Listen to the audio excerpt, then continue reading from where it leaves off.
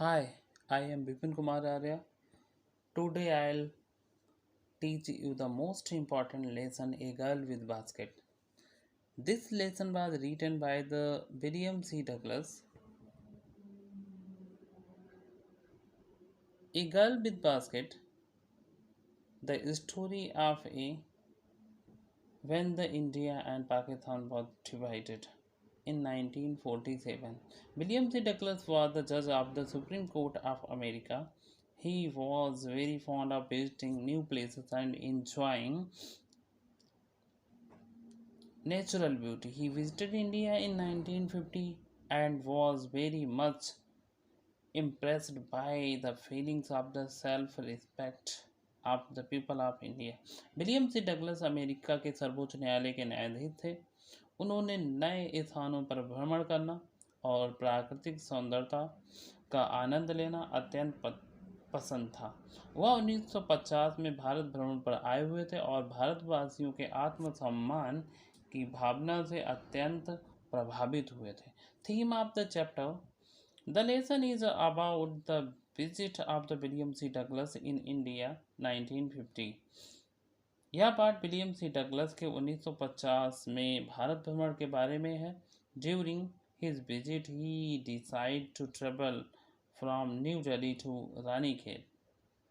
अपने भ्रमण के दौरान उन्होंने नई दिल्ली से हिमालय के एक पहाड़ी इलाके रानीखेत घूमने का निश्चय किया।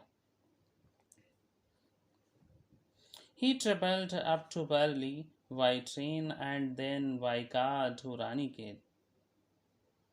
वह बरेली तक रेलगाड़ी से एवं उसके पश्चात रानीखेत तक कार से गए। He loved to have the conversations with the different types of the people when the train stopped at the platform। जब भी गाड़ी प्लेटफॉर्म पर रुकती थी वो लोगों से क्या करते थे, बात करना उन्हें पसंद था। He found that the Indians were proud and gracious even in poverty। गरीब होने के बावजूद भी उन्होंने पाया कि वो भारतीय जो बहुत ही ज़्यादा ग्रेसियस का मतलब हम कह सकते हैं स्वाभिमानी और आत्मसम्मानी है। At a station he met a 9-year-old refugee girl and was impressed with her dignity and self-respect।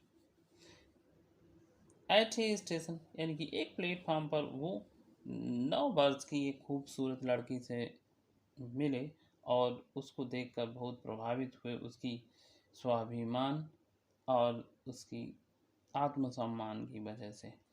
This gave a glimpse of the soul of India.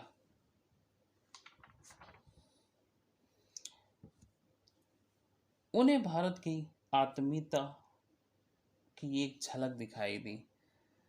तो ये तो एक शॉर्ट समरी रही जिसको मैंने हिंदी और इंग्लिश दोनों लैंग्वेज में आपको बाइलिंगुअल में बताया, बाइलिंगुअल में। अब हम कवर करते हैं objective type question. This girl was 9-year-old beautiful girl. Choose the most appropriate word or phrase that the best complete the sentence। Now question number 1, I would ask at least the people before I could find one who।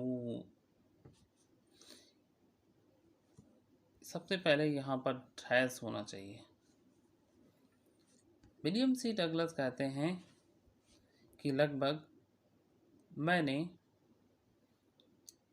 3 लोगों से बात की, उसके बाद में मैंने पाया कि एक व्यक्ति जो है अंग्रेजी जो है क्या कर सकता था, बोल सकता था, समझ सकता था। तो यहाँ पर करेक्ट ऑप्शन होना चाहिए spoke. Now question number C is right answer. Question number 2, question number 2, in this way I was trying to get a feel of pulse of nations, checking opinions dash official attitudes and reports। far, about, in favor, against. Here the right answer against. Question number Answer number D is the right answer.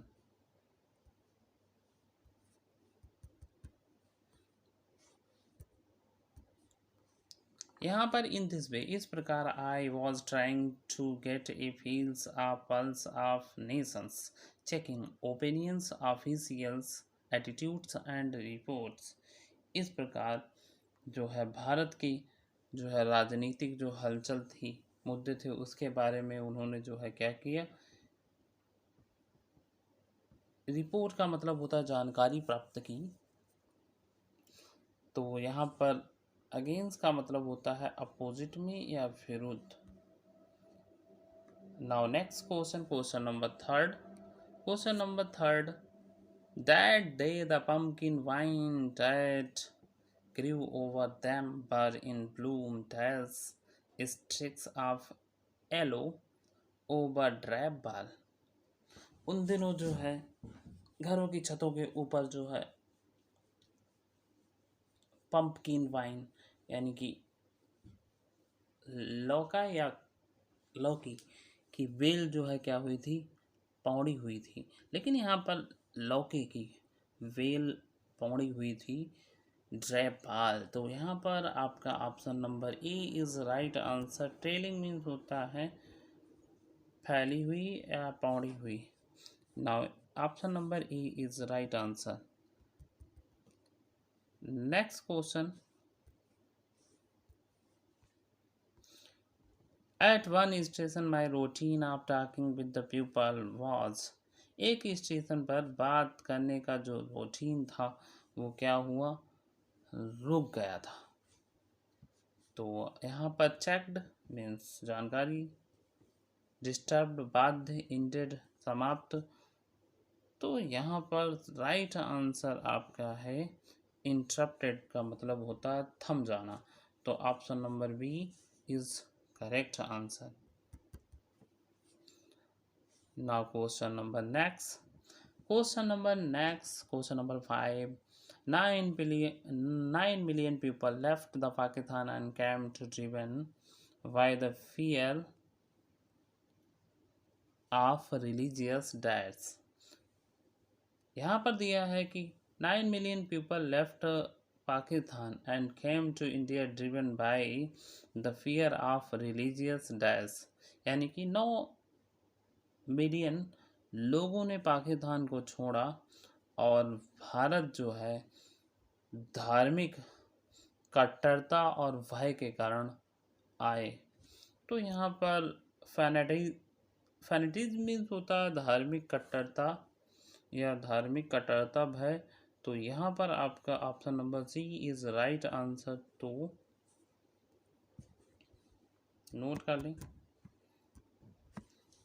Now question number next. I गामा an American was that the most promising market they had seen।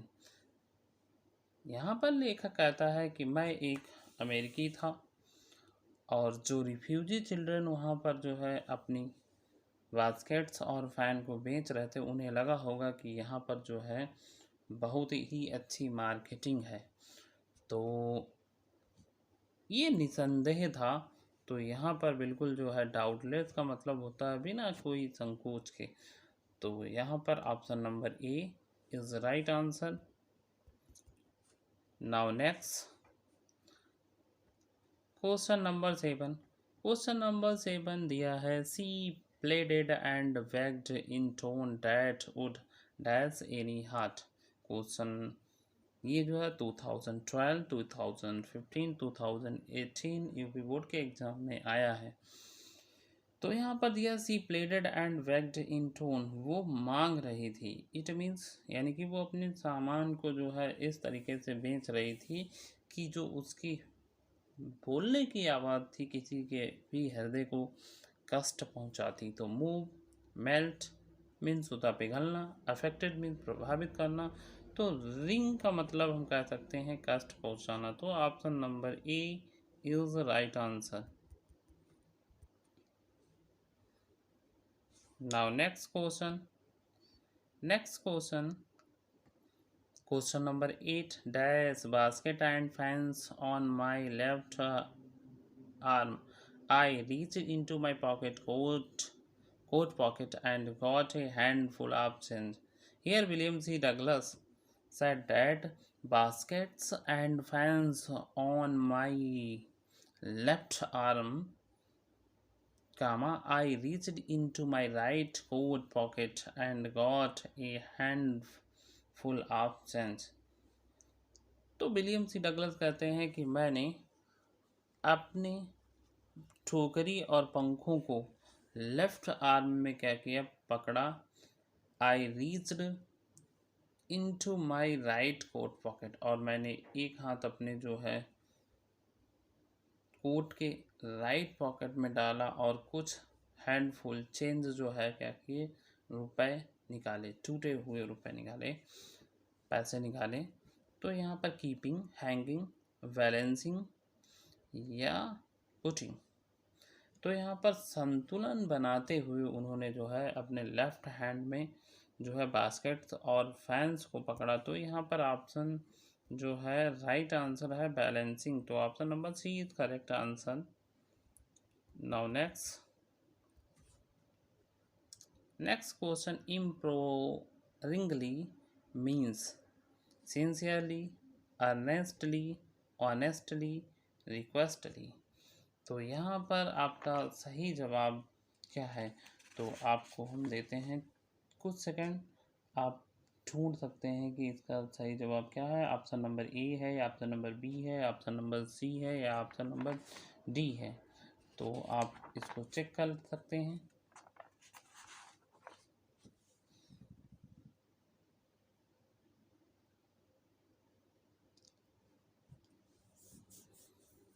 इम्प्लोरिंगली means होता है earnestly. तो option number B is right answer.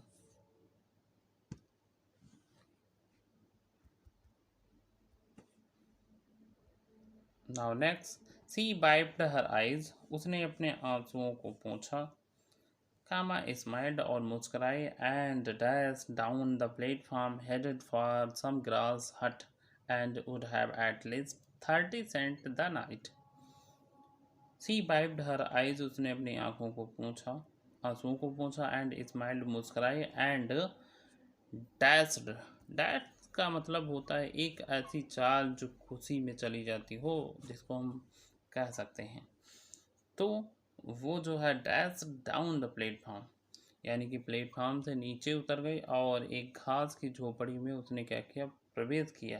Eight least 30 Saint the night, ये जो है उसकी उस रात की भोजन के लिए 30 सेंट पर्याप्त थे. तो option number C, option number D is right answer. Oh sorry, option number C यानी कि dashed, option number C is correct answer. Now next question number next. The children selling baskets were sons and daughters of these dash. Refugees, laborers, peasant, prisoners. Prisoners means कैदी, peasant means किसान लोग, और labours means मजदूर वर्ग, refugee means शरणार्थी. तो यहाँ पर जो है the children selling baskets were sons and daughter, बच्चे यानी कि जो पुत्र और पुत्रियाँ जो है रिफ्यूजी चिल्ड्रन के प्लेटफॉर्म पर टोकरियाँ बेच रहे थे. तो यहाँ पर जो है option number A is right answer.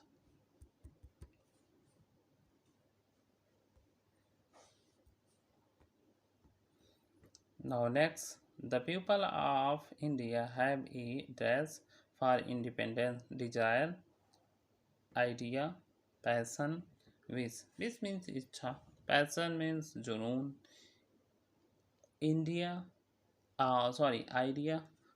means विचार, desire means इच्छा.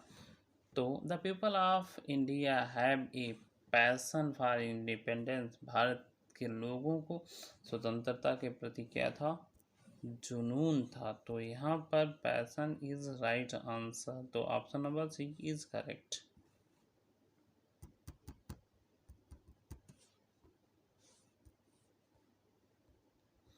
Now next, I was going as far as Burley dash by.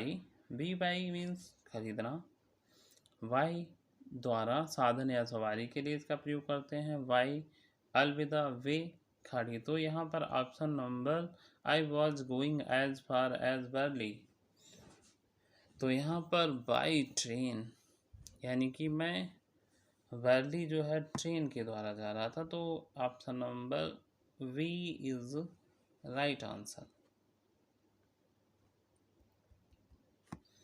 Now next question, question number 14, I was a dash porter giving me a hint that this was my station. Option number healthy, handsome, friendly, cruel। तो यहाँ पर आपका answer हो सकता है answer number C. C is right answer.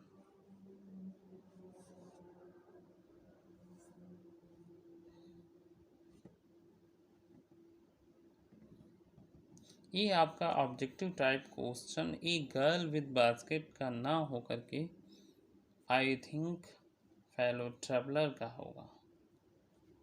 What right answer here is friendly.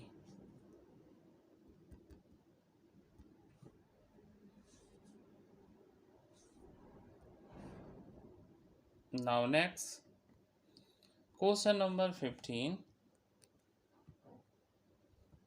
the most dash aggressive wonder was a beautiful girl of 9 right in front of me, lazy, diligent, intelligent, carefully।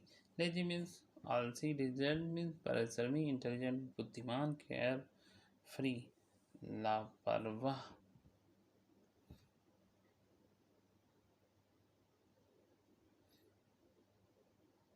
तो यहाँ पर हम आपको देते हैं 4 second, कौन सा right answer हो सकता है।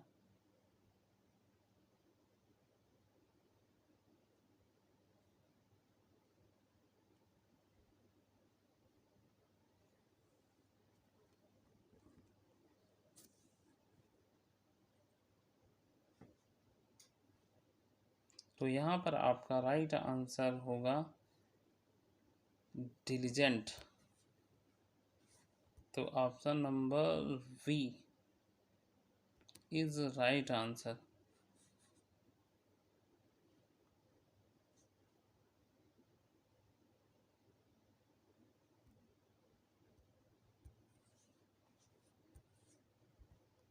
Now question number 16, that no doubt is the reason these little children descended on me like that। No doubt इसमें कोई संदेह नहीं था। द रीज़न दीज चिल्ड्रन कारण था कि ये छोटे बच्चे, डिसेंडेड का मतलब होता है मेरे ऊपर टूट पड़े। Here me referred at the William C Douglas like clouds बादल की तरीके से, बर्ड की तरीके से, लोकेट्स टिड्डे टिड्डियों के तरीके से, फ्लाइज मीन्स होता है मक्खियों के तरीके से। तो यहाँ पर आपका सही जवाब है there is no doubt the there is no doubt is the reason these little children descended on me like locusts। locusts means टिड्डे टिड्डियों की तरीके से। Option number C is right answer. Now next question, my arms were dash I had no spent 50 cent। लगभग मैंने 50 Saint भी नहीं खर्च किए थे। मेरी आर्म्स क्या हुई थी, टाइट मीन्स बंद गई, गलत जवाब। फील्ड मीन्स भर गई, इम्पटी वैकेंट। तो ऑप्शन नंबर 17 का आंसर होना चाहिए फील्ड, यानी कि 50 सेंट भी नहीं खर्च होते, मेरी दोनों आर्म्स का मतलब होता है वह भर गई थी। तो option number B is right answer. Now next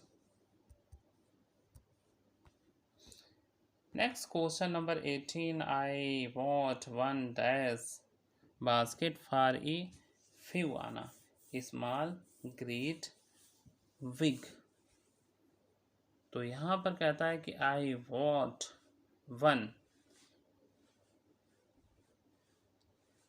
small great big.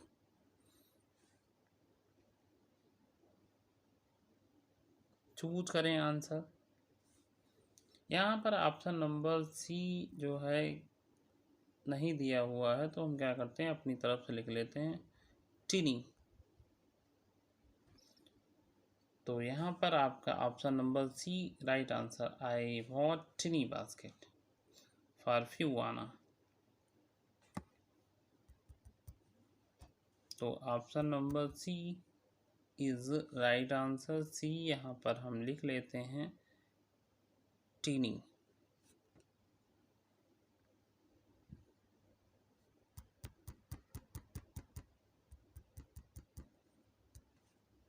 Now next question. Question number 19. The average dash laborer make 30 cent a day or less than $2 a week. Skilled, unskilled, diligent, trained, aggressive. तो यहाँ पर unskilled का मतलब अकुशल, diligent means परिश्रमी, trend का मतलब कुशल, aggressive. तो यहाँ पर आपका जो है ऑप्शन नंबर ए या बी या सी या डी, कौन सा ऑप्शन सही हो सकता है? आपको मिलते हैं 4 second. Choose your correct answer. तो यहाँ पर आपका राइट आंसर है अनस्किल्ड, आंसर नंबर ए।